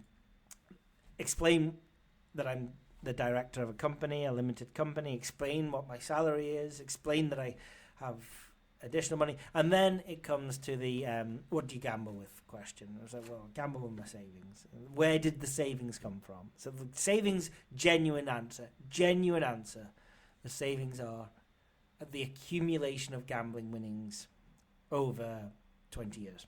And Smarkets came back to me and went, can you show proof of these gambling winnings? Now think about this. I mean, we're talking about 50 to 100 bookmakers over 20 years, many of which have shut down, many of which have ceased trading, almost all of which have closed my account. I can't log on to my Betfred, my Bet365, my Coral, my Sky Bet. I cannot log on to them. And I told them this. And they came back to me and said, well, get in touch with them and ask for your profit loss statements. That was the request. Get in touch with them and ask for my profit loss statements. And I'm not going to do that. I'm not going to get in touch with over 50 historical bookmakers. How am I going to get in touch with Blue Square? How am I going to get in touch with bookmakers I was betting with in 2005? And also, how does my shop profit come into it? So I actually sent them my shop bets spreadsheet. And I said, look at how many bets are on the spreadsheet. If you ask for any one of them, I'll send you a picture of the bet slip. But now it's going to get confusing that not all of the bet slip is mine. Like I share the equity with my runners and there's no contract around that. It's nonsense. It's complete nonsense. And here's the thing. The source of wealth that the bookmakers are running through is guilty until proven innocent. If you've got money, you are immediately guilty that money is criminal. Whereas it shouldn't be like that. The bank have never suggested it's criminal. Although I did once come back from the European Poker Tour, I deposited quite a lot of money into my NatWest account and they did freeze it and they tried to investigate it and then they ended up shutting down my account because they weren't happy, not because the money had been criminal or was illegal, but because they didn't want a professional gambler depositing tens of thousands of pounds in cash into their branches. whilst that was annoying, I can understand that. And if you're going to be looking at criminality within source of funds, savings, within large amounts of money, that criminality needs to be investigated by the banks and the police, not by the bookmaker. It's not their responsibility or right to determine whether my savings account is sourced from criminal funds or not. I'm sorry.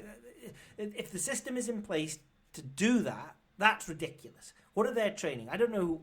Who am I even talking to? How do I know that my bank statements and all the information that I'm giving them is being held under lock and key, under legal privacy rules? I very much doubt it is. I don't even want to show these people, and I don't want to justify it. And also, how am I meant to get 100 profit loss statements? Nobody can do that. It's unreasonable. I don't know how many bookmakers that have ceased trading or closed me down would even get back to me if I asked for it. In fact, I might ask Bet365 just for proof.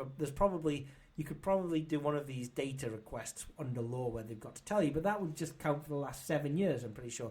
A lot of my profit was from before 7 years ago. You know, I built up my bankroll, I put it in the bank, and I'm quite safe with it, and I was making money 20 years ago. Oh, it was frustrating as hell, and you just knew that the outcome was going to be the outcome. And then I couldn't deposit for the first golf tournament of the year, so I had to go elsewhere. And I couldn't hedge. Well, hedging's for gardeners, but I couldn't do anything for the final, even though I was quite invested in the And the weird thing about the final of the PDC darts is that I wanted Litia to win simply to give me some money in markets to play with. And what I learned was that if I hadn't withdrawn any money, then I wouldn't have had to redeposit, and I wouldn't have triggered the source of wealth checks.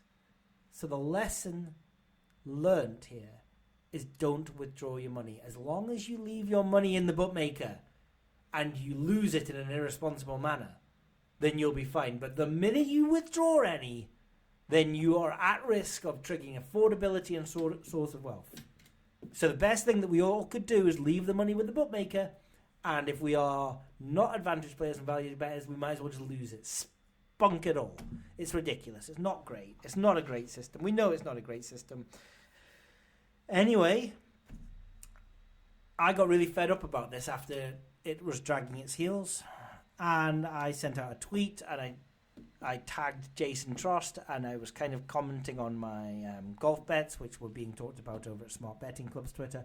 And I said, my bets would normally be at Smarkets, but I can't bet anymore because I've been source of wealth. And my tweet garnered a little bit of traction, a few retweets, quotes, tweets, mostly from people who have been through exactly what I've been through. And surprise, surprise, 24 hours later, my account was verified and passed with no other information for me. The last thing they'd asked for me is extra information. I didn't give it to them. And then I sent this tweet out, and within 24 hours, my account is fine. My assumption is that I was able to leverage my position to speed up the process. Well, that's not good enough. It simply isn't good enough. If they wanted to protect themselves from bad optics, it's too late for the bad optics. The optics already happened. The fact that we got to a resolution sooner rather than later doesn't mean that it shouldn't have happened in the first place. I'm okay with, who are you? What's your name? Give me a bank statement showing money being deposited, because you could be a Russian credit card fraudster. I don't even mind. Tell us your job and tell us how much you earn, because I can kind of get if you're betting £10,000 a year and you earn £15,000 a year and you've got no savings, then maybe we need to step in. But I'll promise you this, the amount that I deposited compared to the amount of savings I had was negligible to the point of pointless. And also, it should have been quite obvious that I'd withdrawn a significant amount of money and made a significant amount of money on golf on Smarkets. My Smarkets ROI is quite frankly outrageous, and that alone should have been proof that I could redeposit.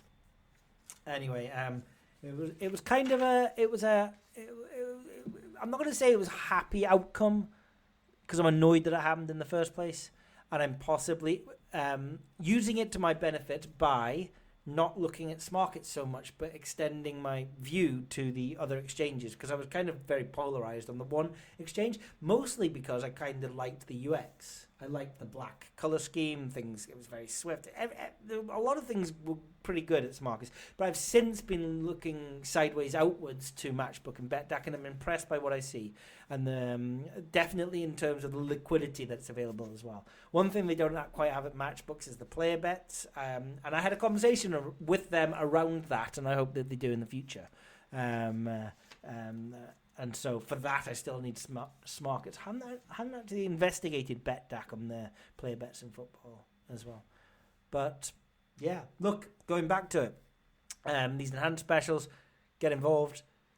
If you're a Bookie Bashing member, drop onto the Betdaq channel in Discord and go and get yourself 0% commission for 100 days. Gambling and chat.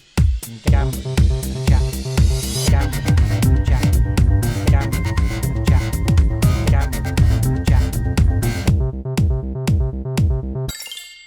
So I need to address maybe 4 or 5 different emails or support tickets that we've had through to Bookie Bashing, questioning what we're doing, changing various calculations, or want to know exactly what the change in the calculation is. A few of them have been on the horse racing tracker. What have we changed recently? And a few of them have been on Double Delight, Hat Trick Heaven, and a couple of them were on golf. And the answer is nothing, right? What tends to happen a lot is when we go through a dry period or a losing period, we start to get questions about what it is that we've changed because the results haven't been going people's way. Certainly with the virtual doubles, there's a pattern that's quite familiar to us now, in that we get asked for results histories for the virtual doubles in Betfred after about 6 to 8 weeks into a losing run. But when there's a winner or a sort of glut of winners in a period of time, then we're not asked for one, and we're not asked for one for a couple of months after that either, because it's in recent memory. So we're only asked for the bet histories, which we don't have because we don't record day-to-day virtual doubles in store. Well, actually, we do record the virtual doubles. It's just I can't be bothered to look up the results, and I'm not on all of them, so I have a selective data set. And in the past, I put my selective data set up, and the feedback was, why have you included some of the winners and not the losers that I was on? And I was like, okay, well, do you know what? If I can't collect all of them, then I'm not going to publish any of them, because it's a relatively fair argument if you don't trust me and you don't know me from Adam. It's like, why do you include the winners and not the losers? Answer, because I'm not on every winner and I'm not on every loser. And so I'm sorry if I'm on a winner that you weren't on. But forgetting about the virtual doubles now, you either trust the process or you don't. We were asked, though, over Christmas to sort of look at the calculation and to give a bet history. And look, the virtual double calculation hasn't changed. The horse racing calculation hasn't changed. We haven't touched it. We haven't touched it for a couple of years. Actually, it's around about time where we need to touch it. And being how successful it is, I am wary on this, but I am working on the background on updating the Bookie Bashing algorithm. The Bookie Bashing algorithm, incidentally, which is huge. So if anyone ever asks for the Bookie Bashing algorithm, it's not it's not X equals Y plus Z. It's hundreds of sets of regression analyses formed into thousands of different categories of equations. So it's not just X equals Y plus Z, I'm afraid.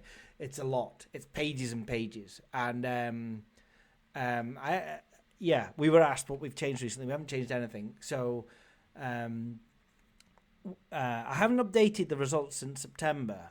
From what I'm hearing from some people, September to December may have been a little bit dry. In the background, we're actually working on just changing how we do the results recording for horse racing. So instead of selecting horses every day at 12 p.m, we want to have a look at every single horse that's plus EV on the tracker. I mean, some people are coming over from the match betting communities like Odds Monkey, places like that, I think Outplayed.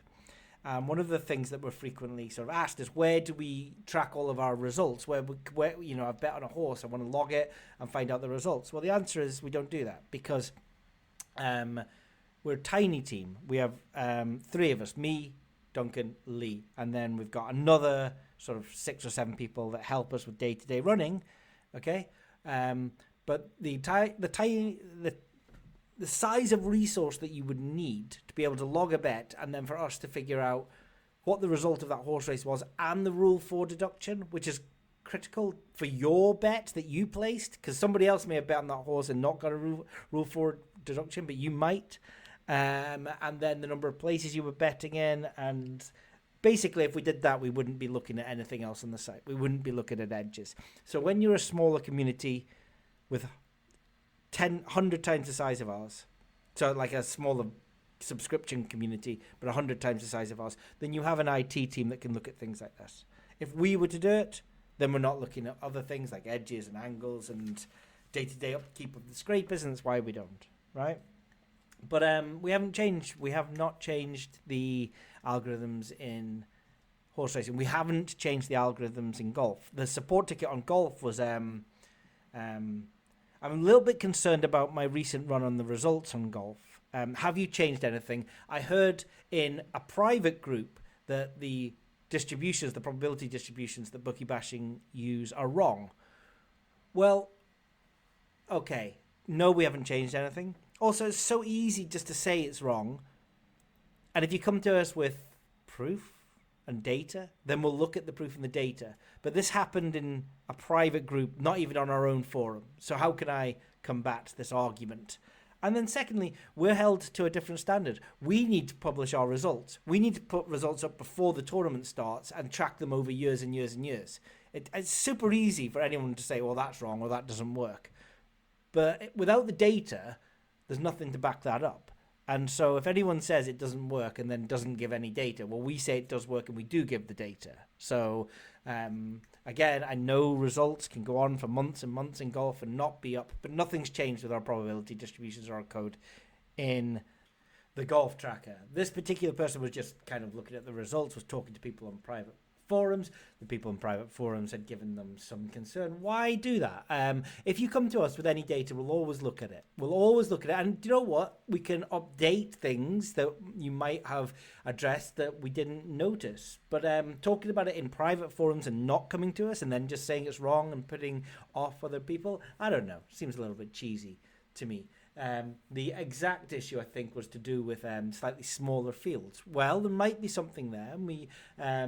But I haven't seen anything in our data that suggests that we've got anything less than a average return on investment. You know, the 30% on the smaller tournaments, the 60-person fields to the larger ones. I know Liv is running bad, and perhaps there was there's something there. But I think I've discussed on previous BashCasts that just looking at the sample size, it isn't big enough, even though Liv has been going on seemingly forever. And then the other bit of feedback was somebody saying they've never been able to place a football coupon, and I was like, why? And they were saying, well, because everything has been cut. Every team has been cut every time I do it. Now, I've got to say, I've never heard my runner give the feedback that he's gone to the counter and every team's been cut. Like, I can imagine it might happen in some circumstances on a particular coupon that hadn't been updated by anybody else, that was maybe up very late. Like if the coupon was out on a Wednesday and we put it up on a Friday, then there are going to be the top 7 are going to be cut and everything like that. But it's super rare. There's always 1 or 2, and I wonder if it's just a management of expectations over. You've got to expect 1 or 2 cuts on a coupon, and generally accept them, given that the overall coupon's going to be okay. Maybe 1 coupon every now and again will be bad, and that's okay. or just mentally make a note that, okay, 3 of them have gone down by so much of a price, I no longer want this coupon. I'm going to go and swap them out for other teams, and then just go and take the next teams down on the list. And perhaps don't exactly marry yourself on the 100% line, because anything over 91% is arguably steamed in and is still steaming. I mean, it's a little bit of, with coupons, just trusting the process and being a little bit, I don't know, more relaxed, I think. But if you don't want to do it, you don't want to do it. It's just a chasing steamers exercise. It was the FA Cup round 3 actually on the weekend, and we were all over that. There's some really big, decent TV. Teams like Coventry, Airdrie, who aren't in the FA Cup, but you know what I mean, Newcastle, and all of them winning as well. I didn't quite get the bumper payout in this FA Cup round 3 because I had a decent number of winners, but they were all spread out and they didn't seem to congregate in the same bet slip. So it was like a lot of bet slips were just like plus 50% or double your money or something like that. Did manage the double delight on Hat-Trick Heaven on Isaac. Took a punt on him. He was value against the exchange, but not value against bookie bashing. That was frustrating because the bookie bashing bet history only looks at the DDHHEV against the bookie bashing price, and he technically wasn't good. But it was Newcastle against Sunderland. There was no way I wasn't going to be on a player. And also, if I could play with that tool and assign more XG to Isaac, I would have done, because he was playing out and out on his own. And I just felt like his AGS price on the exchange looked like a good price. The normalization suggested that as well. Oh, incidentally, on that. So, yeah, I was on Isaac, but I can't include him in the figures. DDHH has been doing okay. It's kind of just been treading water since April, but it just takes so long to get a sample size of data. Like, I've got 700 odd bets recorded for a 16% ROI, but that's been going on for the better part of 2 years. I think it's going to be May or June this year where we hit the 1,000 barrier, and then finally I think we'll be able to publish something that shows whether this DDHH tracking, statistically significant in the profit with the p-values and everything like that, or if it isn't. Couple of decent ones recently. Darwin Núñez. There was Birmingham versus Leicester.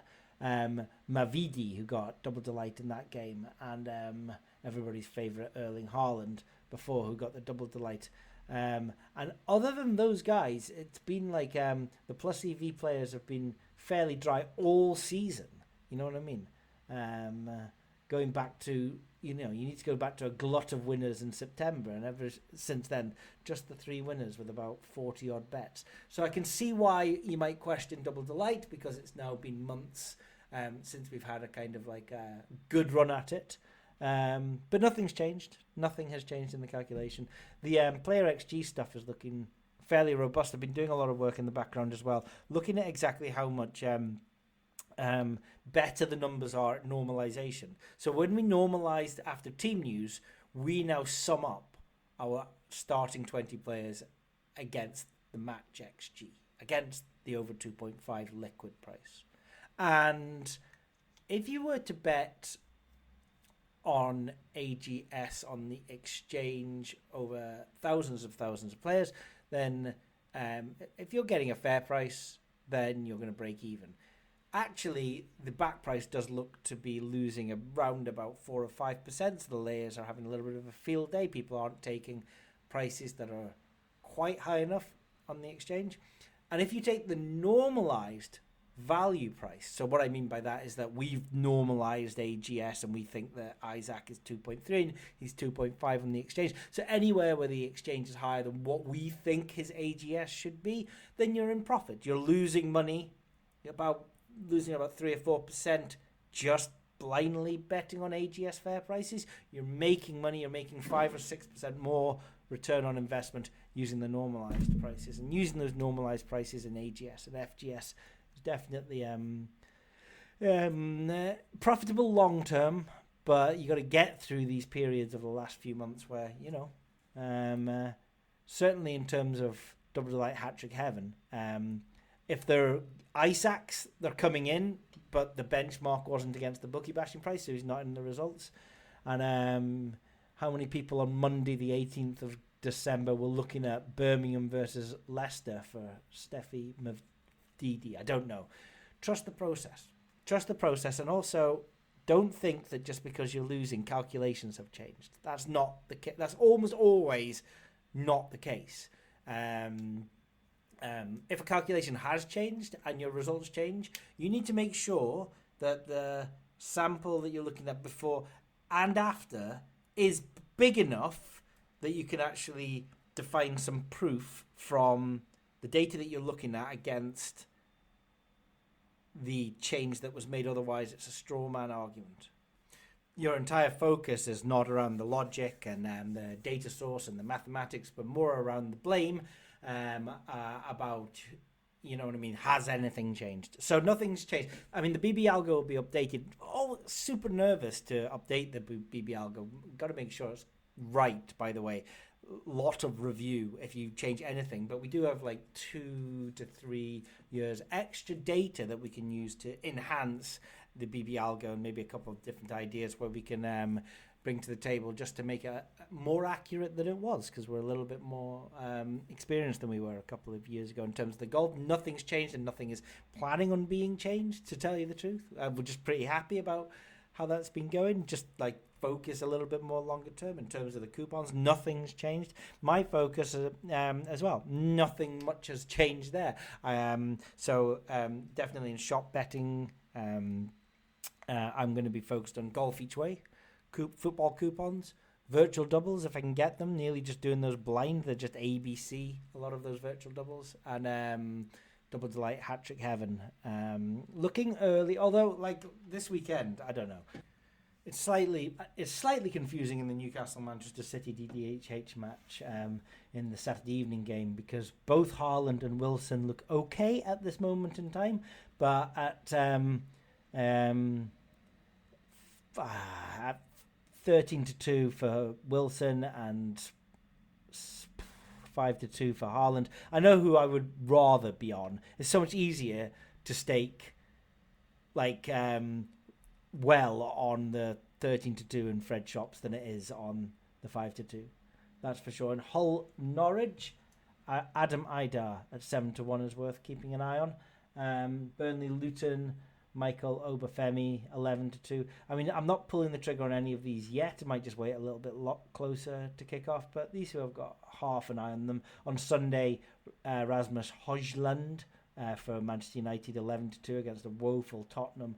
And Ollie Watkins, Aston Villa away against Everton, looks okay at 4-1. So those are the players I am sort of half an eye on for the weekend double delay. I reckon I will be in at least 2, maybe 3 of those guys.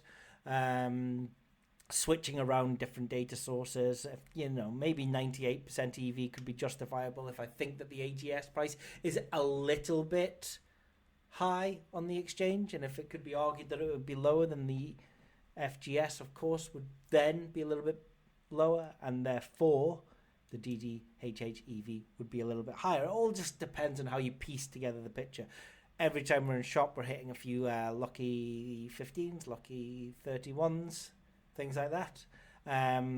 Football coupons, which, they've just been a little bit tinkery, a very, very gradual ROI on football coupons over the last few months. But if you can break even over a few months, especially when you're betting at such high variance and high volatility as the football coupons, where, like the FA Cup third round weekend, you're just waiting for that coupon where all 7 of them have been in the same one. So winners aren't enough. It's the stars aligning as well. And the golf each way, that's what I'm doing. And that's kind of what I was doing all the way through the last couple of years. That strategy isn't changing immediately at the beginning of this year, for shop betting anyway. So, look, I'm going to finish this week. With a new feature. The new feature is called Tales of Duncan of Yore. So, Duncan of Bookie Bashing, an intensely private individual. Does anybody know anything about him? Is he even real? Well, I've known him for 25 years, but some people might question whether he is or not. I was talking to a friend over Christmas about Duncan, and we were reminiscing about some funny old stories, and I will tell you one thing for sure. Duncan will be absolutely aghast at this feature. So with no permission from Duncan, I recorded this conversation, and I bring you episode 1 of Tales of Duncan of Yore. Whatever it is that you're betting on, please make sure it's value. I think James probably spent his life with Duncan being really good at everything. It was 1996, we were in Chamberlain Hall, and... Where your man from Who Wants to Be a Millionaire went. What was his name? Man. Who was your man from Who Wants to Be a Millionaire? Who did Who Wants to Be a Millionaire? Jeremy Clarkson. No, before Jeremy Clarkson.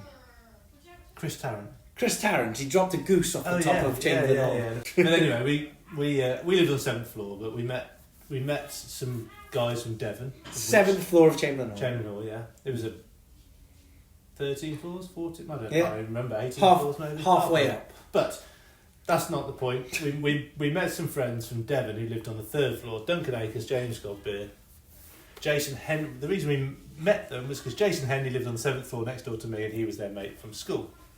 So anyway, we started hanging out with them. Henry went to Duncan's school, as did James.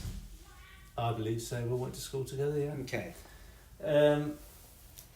Yeah, we were walking down to campus one day, so we were walking on the path which went by the tower block, and this is when I became aware of Duncan's sporting prowess. The tower block?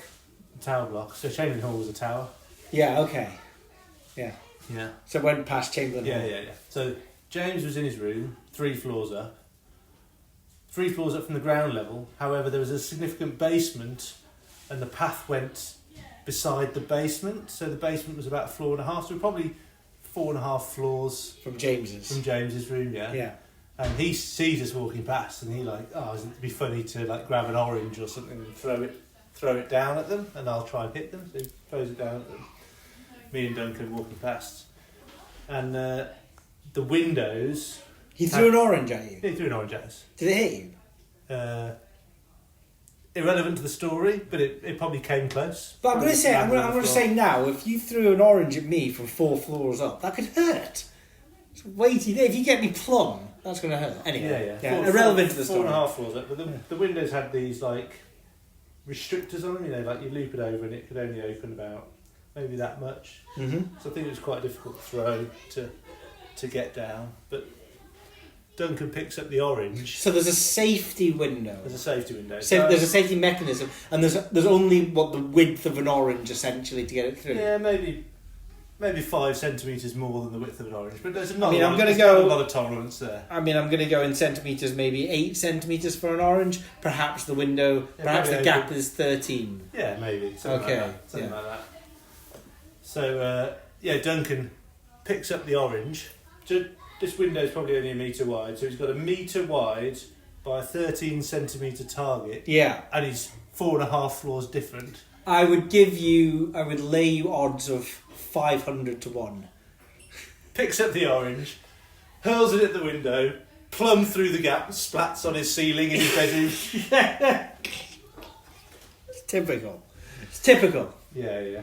I think this is a running theme of Duncan just being good at everything he turns his hand to. No, I mean, he could do another 500. Did he try a second time? No. I think he would be the character that would... You walk away. Just walk away. You don't try a second time. time. Try it again? Yeah. He'll get a strike in frame 1 of bowling and then go to the bar. Yeah.